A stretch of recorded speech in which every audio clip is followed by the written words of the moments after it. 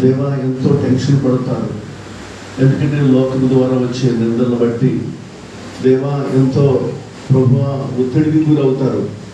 అలాంటి పరిస్థితుల్లో హన్నా కూడా బిడ్డలు లేక ఎంతో సతమతమవుతూ ఇంట్లో ఏడ్చేది, మందిరంలోనికి వెళ్ళి ఏడ్చేది. ప్రభువా నీవు గనక మగబిడ్డను గనక ఇస్తే ఆ బిడ్డను నీ పని కొరకు, నీ సేవ కొరకే ప్రతిష్ఠిస్తానని ఎప్పుడైతే హన్నా మొక్కుకుందో నీవు పరలోకం నుండి ఆమేనని చెప్పావు తండ్రి.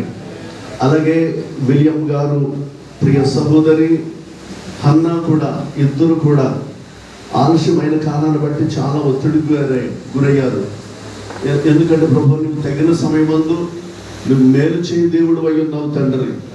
దేవా మేము నమ్ముకున్న దేవుడు, వాగ్దానం చేస్తున్న దేవుడు, నమ్మదగిన వాడు అనే గొప్ప నిరీక్షణ కలిగిన వారై వారున్న కారణాన్ని బట్టి తగిన సమయంలో సామ్యూయల్ రియాను నువ్వు ప్రసాదించావు తండ్రి. నువ్వు ప్రేమించి ఇచ్చిన బిడ్డను నీ కొరకే ప్రతిష్ఠిస్తూ నీ ఎడల భాభక్తుల్లో పెంచగలిగిన గొప్ప జ్ఞానం తల్లిదండ్రులకు మీరు దయచేయమని ప్రార్థన చేస్తా ఉన్నాం. అలనాడు అన్న ప్రేమించి అనుగ్రహించిన కుమారుని కొరకు ప్రతిష్ఠించినప్పుడు గొప్ప ప్రవక్తగా అతడు మార్చబడ్డాడు ప్రభువా. అలాగే సామ్యూయల్ రియాను కూడా గొప్ప ప్రవక్తగా, గొప్ప బోధకుడుగా, గొప్ప దైవజనుడుగా, అనేక ఆత్మని కొరకు రక్షించే గొప్ప యోధునిగా నీ కుమారుని మార్చమని ప్రార్థన చేస్తా ఉన్నాం.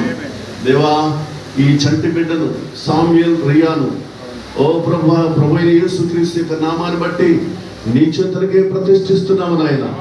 ఈ బిడ్డను ఆశీర్వదించి ఆయన ఆరోగ్యాలు ఇచ్చి వయసునందు, జ్ఞానమందు, తల్లిదండ్రుల దయలో, మనుషుల దయలో, నీ దయలో కూడా వర్ధిల్లును గాక. కృపాక్షేమాన్ని బిడ్డపై ఉంచమని ఈ బిడ్డను ప్రభు యేసుక్రీస్తు నామములో నీ చేతులకు సమర్పిస్తూ ప్రతిష్ఠిస్తూ యేసు నామములో అడిగి ప్రార్థన చేస్తున్నాము. ఆమేన్.